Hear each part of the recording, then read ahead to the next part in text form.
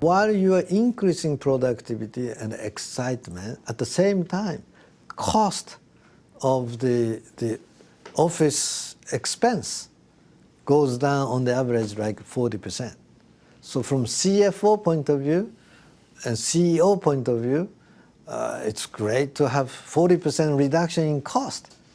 And at the same time, employees' satisfaction of the workplace increased dramatically, like 30% increase in happiness of working place.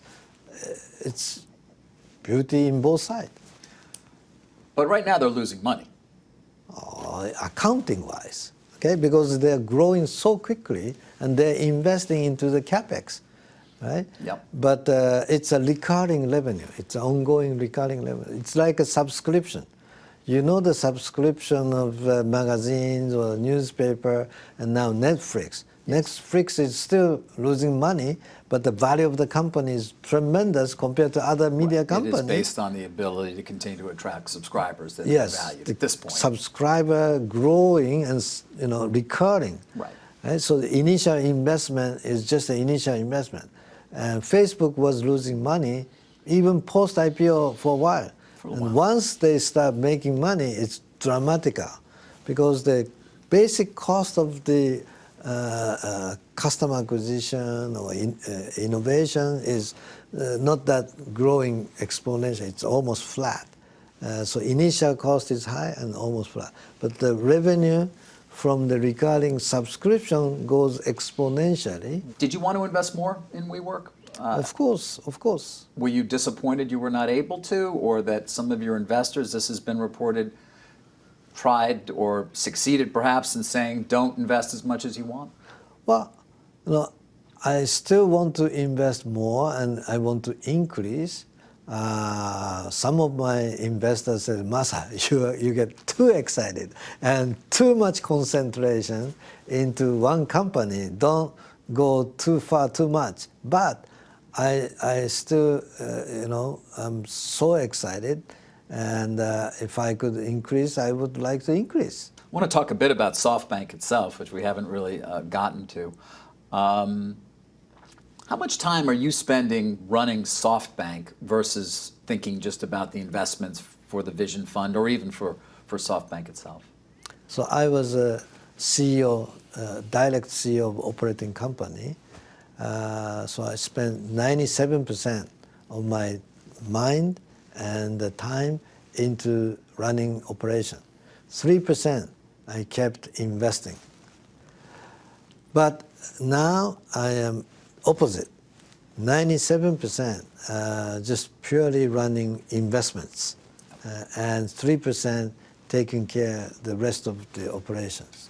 So hardly any. Well, you made the point at your last investor call or video that SoftBank is not as complex as people seem to think, or as it might once have been. You kept talking about, you showed that big board of equations, but then you came back to E equals MC squared. Yes. And you also kept talking about 25 minus 4 shouldn't equal 9, it should equal 21. Are you frustrated with the way the market has been valuing SoftBank and the underlying assets? No, I'm not frustrated.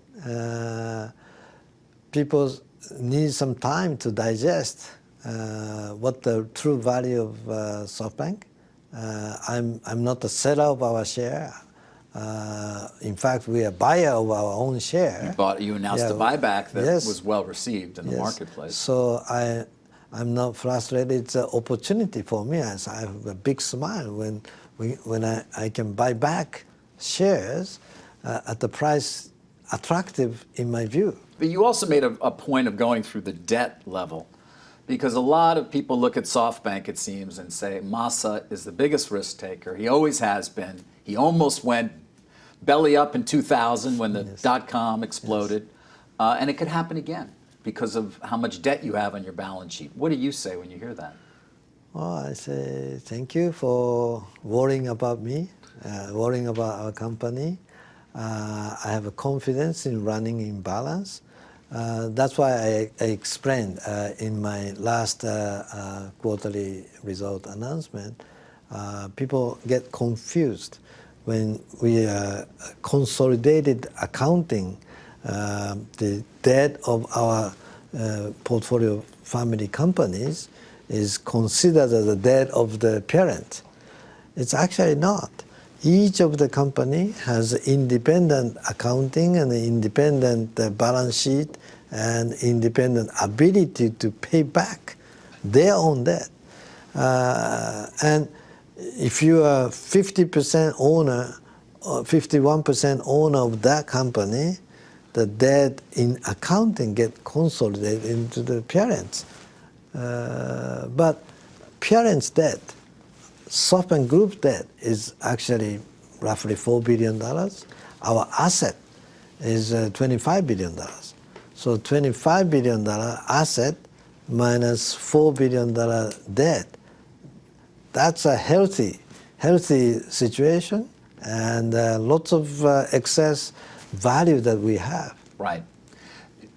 But you're not frustrated that the market doesn't seem to see that. I'm smiling. Yes, you are. Because I am a buyer. If I'm a buyer, I want to buy cheap. So that's a great news for me. And finally, let's end on the greatest investment maybe that was ever made. You know what that is? Alibaba. Oh yeah. Alibaba, fantastic. You gonna monetize any more of that? I'd like to own as long as possible. It's still growing 40% a year in revenue, and the profit will continue to skyrocket. So you believe that? You believe the growth potential for Alibaba just continues unabated for years to come? I am totally a believer. And Jack's no longer being sort of at the helm. Does that matter? Does Jack Ma's kind of departure, from the company make a difference? For a long time, he was telling me that his style is to let the people under them, young people, arise and grow as quickly as possible, so that he would not have to do day to day, and he can still think philosophical